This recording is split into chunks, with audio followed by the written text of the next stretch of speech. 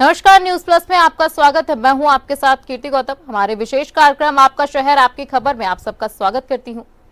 पहले चलते हैं बिहार, जहां चुनाव नजदीक आते आते महिला वोट सभी दलों के फोकस आ गई हैं। अब माना जाता है कि बिहार की तकदीर महिलाएं तय करती हैं। वहीं राजनीतिक चेतना वाले राज्य बिहार में पुरुष अपने हिसाब वोटिंग करते हैं, लेकिन अधिकांश महिलाएं हमेशा एक तरफ रहती हैं। अब सभी दलों ने 47% से ज्यादा महिला वोटरों को अपनी तरफ खींचने के लिए अभियान भी शुरू कर दिया है। सबसे बड़ा दांव एनडीए ने चलाया है, जहां प्रधानमंत्री मोदी ने आज बिहार के मुख्यमंत्री महिला रोजगार योजना शुरू कर दी है। आपको बता दें कि योजना के तहत पीएम मोदी ने बिहार की 75 लाख महिलाओं के खाते में 10-10 हजार रुपए भेज दिए हैं। यानी एक क्लिक में महिलाओं के खाते में 750 लाख रुपए पहुंच जाएंगे। दूसरी तरफ प्रियंका गांधी ने आज पटना में कांग्रेस मुख्यालय सदाकत आश्रम में 200 महिलाओं से सीधा संवाद किया है। इस संवाद में घरों में काम करने वाली महिलाओं से लेकर महिला इंजीनियर, डॉक्टर तक शामिल हुई हैं। वहीं लड़की हूं, लड़ सकती हूं के नारे के साथ पूरे देश में महिलाओं के लिए अभियान चलाए जाने वाली प्रियंका महिलाओं के बीच बड़ा संदेश दिया है। आपको बता दें कि प्रियंका गांधी ने पीएम मोदी का भी जवाब दिया है। उन्होंने कहा कि अगर सरकार महिलाओं का सम्मान नहीं करती है, चुनाव आ रहा है तो महिलाओं के लिए जल्दी स्कीम निकाल देते हैं। वहीं सरकार बनी तो हमारी सरकार सभी जरूरतमंद महिलाओं को 2500 रुपए महीने देगी। उन्होंने कहा कि बिहार की महिलाएं बहुत संघर्ष कर रही हैं, लेकिन सरकार उनकी तरफ नहीं देख रही है। वहीं महागठबंधन घट के दूसरे सबसे बड़े दल आरजेडी की तरफ से तेजस्वी यादव ने सरकार बनने पर मां योजना शुरू करने की घोषणा की है, लेकिन माना जाता है डबल इंजन सरकार होने के कारण ज्यादा फायदा एनडीए को ही मिलेगा, क्योंकि उसकी तरफ से पैसा सीधे खातों में पहुंचता है। वहीं पीएम मोदी ने महिलाओं के लिए रोजगार योजना शुरू करते हुए अपने भाषण में महिलाओं को ही फोकस किया है। वहीं उज्ज्वला योजना हो या महिलाओं के इलाज की योजना, उन्होंने इनके सहारे महिला वोट पक्के करने की कोशिश की है। पीएम मोदी ने कहा कि लालटेन राज में अराजकता, भ्रष्टाचार की सबसे ज्यादा मार महिलाओं ने झेली है। उन्होंने कहा कि अब कानून का राज वापस लौटा है। वहीं तेजस्वी ने उनका जवाब दिया है। उन्होंने कहा कि ये उनकी भाई बहन योजना की नकल है। इसी के साथ उन्होंने कहा कि पीएम मोदी ने केंद्र से एक नया पैसा नहीं लिया है। जो पैसा महिलाओं को दिया है वह बिहार का है। इस बीच तेजस्वी यादव ने बहन रोहिणी तेजस्वी आपको बता दें कि इसी बीच तेजस्वी यादव ने बहन रोहिणी आचार्य को लेकर बड़ा बयान दिया है। पिछले दिनों उनकी तलक्की की खबरें आई थी, जिसके बाद तेजस्वी ने कहा कि वह बड़ी बहन और पार्टी को मजबूत करने में जुटी हुई हैं। तेजस्वी ने कहा कि उनके जैसा त्याग कम ही देखने को मिला है। वहीं महिला वोटरों की घमासान के बीच आज प्रियंका और अमित शाह ने रैलियों से एक दूसरे पर हमला बोला है। इसी के साथ एनडीए का प्रचार अभियान शुरू कर दिया गया है। वहीं पटना भाजपा मुख्यालय आज प्रचार रथ रवाना किए गए, जो सभी 243 विधानसभा क्षेत्रों में पहुंचेंगे। वहीं अमित शाह 2 दिन के बिहार दौरे पर पहुंचे हैं। वह भाजपा और एनडीए नेताओं के साथ बैठक कर टिकट बंटवारे पर भी चर्चा करेंगे। हालांकि एनडीए में मोटे तौर पर टिकट बंटवारे का फॉर्मूला तय हो चुका है। इसके तहत 203 सीटों पर भाजपा और जेडीयू चुनाव लड़ेंगे। बाकी 40 सीटें सहयोगी दलों को मिलेगी। हालांकि चिराग पासवान पहले ही 40 और मांझी 15 सीटें मांग चुके हैं। इससे लगता है कि सीट बंटवारे पर एनडीए घटक दलों में तरक्की तय है। यही हाल महागठबंधन का है। घटक के 2 बड़े दलों कांग्रेस और आरजेडी के बीच ही टिकट बंटवारे को लेकर रस्साकसी है। उधर निर्वाचन आयोग ने बिहार के मुख्य सचिव को पत्र लिखकर कहा है कि वह 6 अक्टूबर तक ट्रांसफर पोस्टिंग का काम निपटा लेंगे। माना जा रहा है कि 6 अक्टूबर के बाद कभी चुनाव की घोषणा हो सकती है। ऐसे में सभी दलों ने वोटरों के लिए दिल खोलकर घोषणाएं भी शुरू कर दी हैं। आइए सुनते हैं पीएम मोदी की महिला रोजगार योजना पर महिलाओं ने क्या प्रतिक्रिया दी है। बहुत खुश हैं कि हम लोग के लिए कुछ ऐसा हो रहा है कि कुछ कर सकते हैं, किसी का मोहताज नहीं है। जैसे पति से मांगना होता है 50 या 100, तो ये सब अगर हम कुछ करते हैं तो इसके लिए तो मोहताज नहीं रहेंगे। तो इसीलिए नीतीश कुमार जी को तहे दिल से धन्यवाद कि हम लोग के लिए सोचें। मोदी जी के लिए तो बहुत कुछ है कहने के लिए, लेकिन क्या कह सकते हैं कि मोदी हैं तो हम हैं, उनसे हम लोग सुरक्षित हैं कि कहीं भी किसी भी टाइम जा सकते हैं। नहीं तो पहले ऐसा सुनना मिलता था कि मतलब कि बिहार शरीफ की महिला ही सुरक्षित नहीं थी, कि मतलब आदमी लोग का भी तो यही हाल था और हम लोग तो महिला हैं। तो यही हम उनको धन्यवाद करते हैं कि आप हैं तो हम लोग हैं, हम लोग सुरक्षित हैं आपसे कि कहीं भी जा सकते हैं और हर समय आप ही कुर्सी पे बैठिए। हम लोग को मतलब यही कहना है कि आपके अलावा दूसरा नहीं आए। ये 10,000 रुपया जो मिला है, ऐसे भी जीविका में हम जुटे हुए हैं तो हमको बहुत अच्छा लग रहा है और अच्छा है। और अभी जो 10,000 रुपया मिला है उसका हम अपना हाथ से पौधान बनाते हैं और उसी को बढ़ाएंगे। बहुत खुशी है, बहुत अच्छा से धन्यवाद दे रहे हैं। नहीं, इसी में बढ़ेंगे फिर आगे करेंगे। 10,000 इसे मिला है ना, इसके आगे फिर 2 लाख देंगे और रोजगार करेंगे, बढ़ाएंगे। सिर्फ अभी अपना हाथ से थोड़ा छोटा रोजगार कर रहे हैं, अपना हाथ से पौधान बनाते अकेले।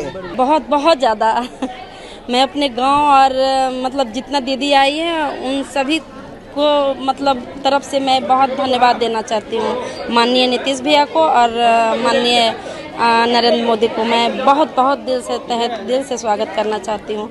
उन्होंने हम लोग के बारे में इतना सब कुछ सोचा और जो आने वाली जो राशि है 10,000, उनसे मैं अपना रोजगार आगे और बढ़ाऊंगी और 2 लाख की जो राशि आने वाली है उससे मैं और मतलब कारोबार अपना आगे बढ़ाऊंगी। बहुत खुशी की बात है कि जो नरेंद्र भैया और नीतीश भैया जो 10,000 रुपया मेरे खाते में ट्रांसफ़र किए हैं, उससे मैं बहुत खुश हूँ।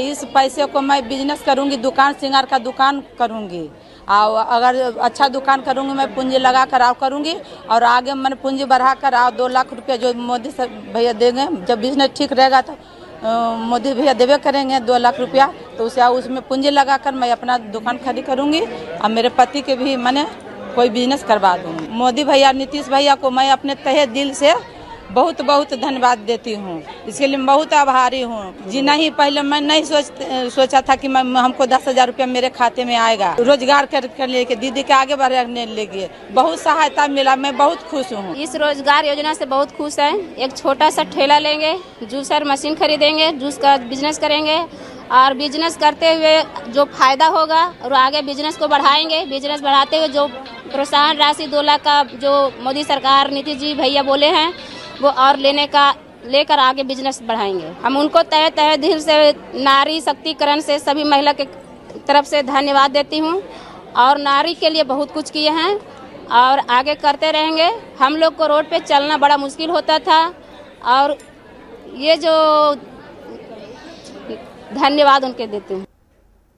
महिलाओं के लिए योजनाओं को लेकर सत्ता पक्ष और विपक्ष के नेताओं का क्या कहना है, ये भी आपको सुनाते हैं। एनडीए के तरफ से रफ्तार पकड़ चुका बिहार फिर से एनडीए की सरकार इस थीम के साथ जनता के बीच में जा रहे हैं। जो बिजली के ऊपर काम किया गया, पेंशन के ऊपर काम किया गया, महिलाओं के अकाउंट में 10,000 रुपया दिया गया, इसकी चर्चा हम लोग जनता के बीच में जाएंगे और फिर से एनडीए की सरकार के लिए आग्रह करेंगे। कोई सुविधा महिलाओं को नहीं दिया। देश की जनता और बिहार की जनता जानती है, प्रियंका गांधी जी आए ना आए कोई फर्क नहीं। देखिए, अमित शाह जी बिहार की सरजमी पे आ रहे हैं, पूरा बिहार खुश है क्योंकि बेतिया में और अररिया में दोनों जगह वो बैठक करेंगे, पटना में भी बैठक करेंगे। अमित शाह जी बिहार से लगाव रखते हैं, बिहार के लोग उनसे प्यार करते हैं और अमित शाह जी जब बिहार आते हैं तो खुशी की लहर दौड़ जाती है। आज तो बिहार में जश्न है, ईद, होली, दिवाली सब आज ही हो गई है। 75 लाख महिला को 10-10 हजार रुपए दिए जा रहे हैं आज अकाउंट में। जो लोग कहते थे माई बहन योजना, फर्जी बातें कर रहे थे, आज तो असली में नीतीश कुमार की सरकार महिलाओं को 75 लाख महिलाओं को 10-10 हजार रुपया दे रही है और बाद में 2-2 लाख रुपया भी देंगे। प्रियंका गांधी क्या करेंगी? वो बड़ा चलाई थी, लड़की हूँ, लड़ सकती हूँ, यूपी में सीट कितना मिला, 2 सीट मिला। तो प्रियंका गांधी का जैसा परफॉर्मेंस यूपी में था, यूपी से बेहतर परफॉर्मेंस तो नहीं हो सकता। बिहार की महिलाओं को, बिहार की माता बहनों को बहुत बहुत बधाई कि उनके खातों में प्रधानमंत्री जी के कर कमलों से 10-10 हज़ार रुपये की धनराशि हस्तांतरित होने वाली है। प्रधानमंत्री जी ने बिहार की महिलाओं को सशक्त और सम्मानित करने के लिए 7,500 करोड़ की योजनाओं का आज शुभारंभ करने का फैसला लिया। प्रधानमंत्री जी का मैं धन्यवाद और आभार व्यक्त करता हूँ। चुनाव की घोषणा 4 या 5 दिन बाद होनी। सरकार तो 20 साल से थी, ये घोषणा पहले क्यों नहीं हुई? देश जानता है, अच्छी तरह जानता है कि मोदी जी तमाम घोषणाएं चुनाव के ठीक पहले करते हैं और फिर सरकार बनने के बाद लोग भूल जाते हैं। मैं ही बिहार की याद दिला दूं, जब मोदी जी पूछ रहे थे जनता से 60,000 करोड़, 70,000 करोड़, 80,000 करोड़ दूं कि 90,000 करोड़ दूं या 1,20,000 करोड़ दूं, कहाँ है वो पैसा? कहाँ है बिहार का स्पेशल पैकेज? कहाँ है बिहार के लिए जो घोषित करना था विशेष राज्य का दर्जा? महाराष्ट्र में जो योजनाएं चुनाव के पहले लागू हुई थी, वो कहाँ है मोदी जी जो आपने की थी? सभी दल महिला वोटों के लिए अपना अपना दांव खेल रहे हैं और दूसरे दलों की योजनाओं का खंडन कर रहे हैं। ऐसे में महिला वोट कहां जाएंगे, अभी अंदाजा लगाना मुश्किल है, लेकिन ये तय है कि महिला वोटर ही बिहार की दिशा तय करेंगी। दूसरी खबर देश की राजधानी दिल्ली से है, जो आजकल बढ़ते अपराधों के लिए चर्चा में है। कुछ महीने से राष्ट्रीय राजधानी में अपराध ऐसे बढ़े हैं जिसके लिए कभी बिहार बदनाम था। दिल्ली के पौष इलाके में आश्रम और उसमें चल रहे कॉलेज में छात्राओं का यौन शोषण होता रहा है और दिल्ली पुलिस को हवा तक नहीं लगी। 1 महीने पहले एफआईआर दर्ज हुई, तब भी पुलिस सोती रही और बाबा से अपराधी बना स्वामी चैतन्यानंद सरस्वती फरार हो गया है। वह बाबा जिसके खिलाफ पहले भी छेड़छाड़ की एफआईआर हुई और जेल गया, जेल से बाहर निकला तो फिर वही काम शुरू कर दिया। अब उस पर मठ में वित्तीय धांधली के भी आरोप लग रहे हैं। आपको बता दें कि दिल्ली पुलिस की कई टीमें उसकी तलाश में जुटी हैं, लेकिन हाथ अभी तक खाली हैं। वहीं राष्ट्रीय राजधानी में हत्याएं और लूट जैसे अपराध अब आम हो गए हैं। 24 घंटे के अंदर तक एक किशोर और एक प्रॉपर्टी डीलर की हत्या कर दी गई, जिसके बाद सलीमपुर में किशोर की चाकुओं से गोद कर हत्या की गई, जबकि मालवीय नगर में एक प्रॉपर्टी डीलर को गोलियों से भून दिया गया। वहीं प्रॉपर्टी डीलर एक राजनीतिक दल से भी जुड़े थे। इससे पहले महिला सांसद से पौष इलाके में चैन लूट हो गया, जिसके बाद मुख्यमंत्री रेखा गुप्ता पर भी हमला हुआ था। इन घटनाओं ने पूरे देश को चिंता में डाल दिया है। गणतंत्र दिवस से पहले बांग्लादेशियों ने लाल किले में घुसने की भी कोशिश की थी। आपको बता दें कि दिल्ली राजनीतिक गतिविधियों से ज्यादा इस समय अपराधों के लिए चर्चा में है। हत्याओं के बीच स्वामी चैतन्यानंद सरस्वती सबसे ज्यादा चर्चा में है। हमारे संवाददाता प्रवेश शर्मा बता रही हैं दिल्ली में वारदातों और लोगों में दहशत के बारे में। आइए सुनते हैं।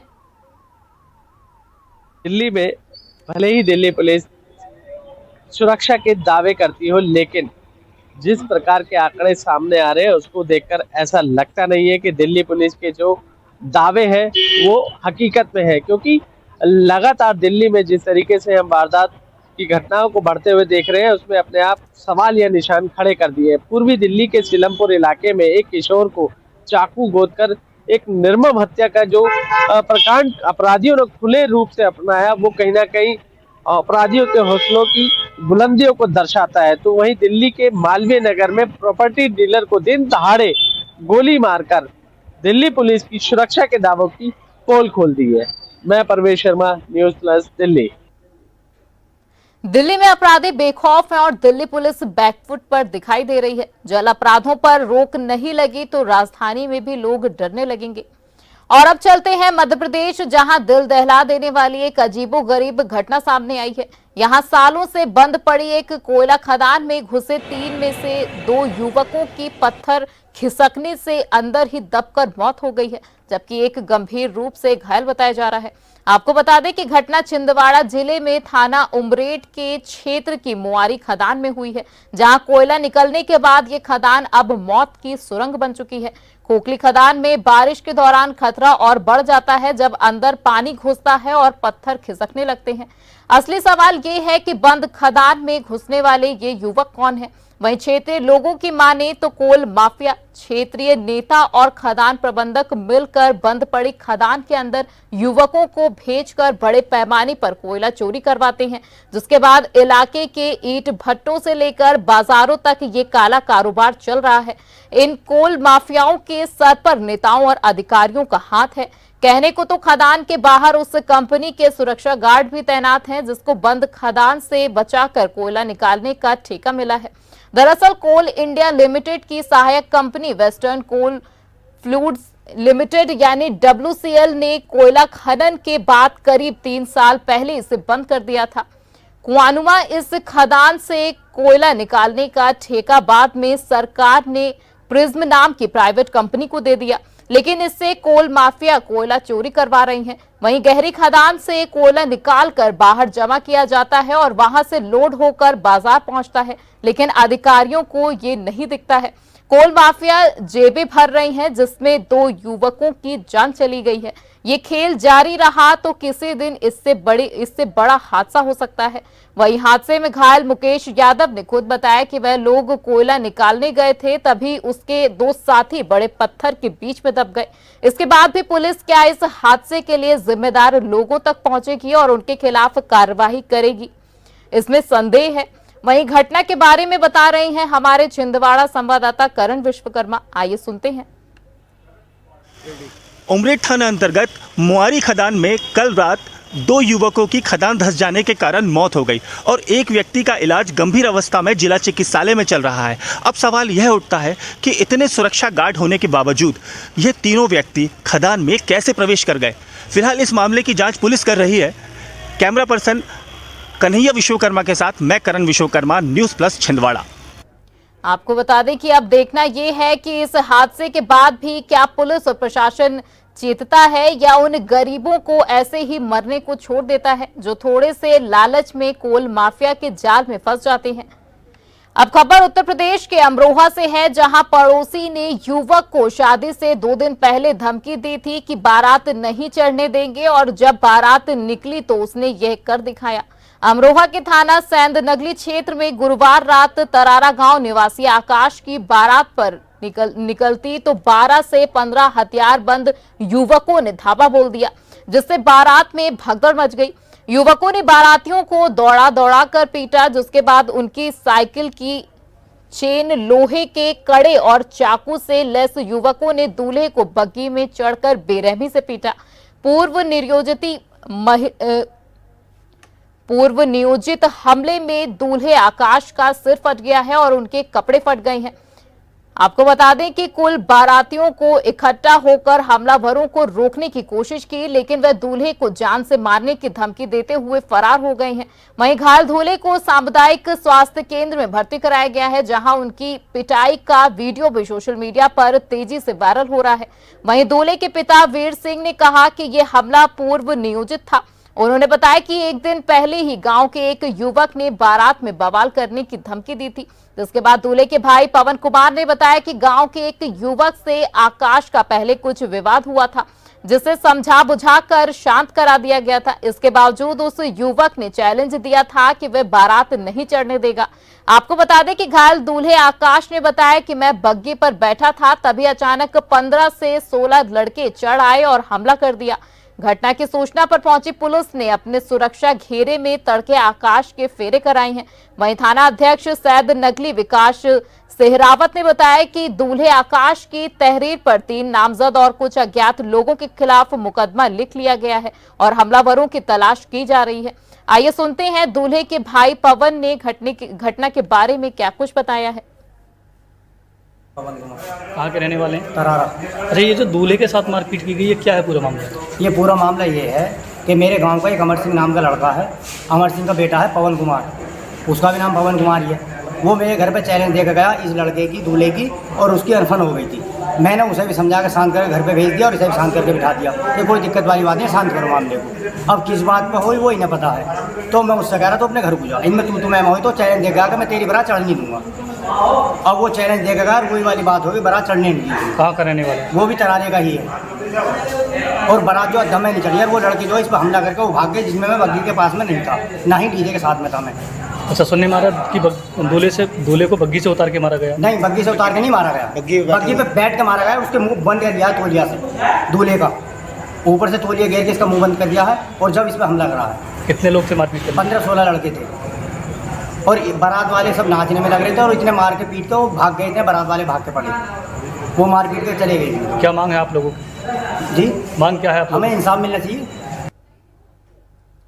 पुलिस ने शादी तो करा दी और दुल्हन को विदा कर दिया, बारात भी वापस गांव पहुंच गई, लेकिन तनाव बरकरार है। इसे देखकर गांव में पुलिस तैनात की गई है और पुलिस हमलावरों को खोज रही है। फिलहाल के लिए आपका शहर आपकी खबर में आज बस इतना ही। देश और दुनिया की तमाम खबरों को देखने के लिए देखते रहिए News Plus 24/7। मुझे दीजिए इजाजत, नमस्कार।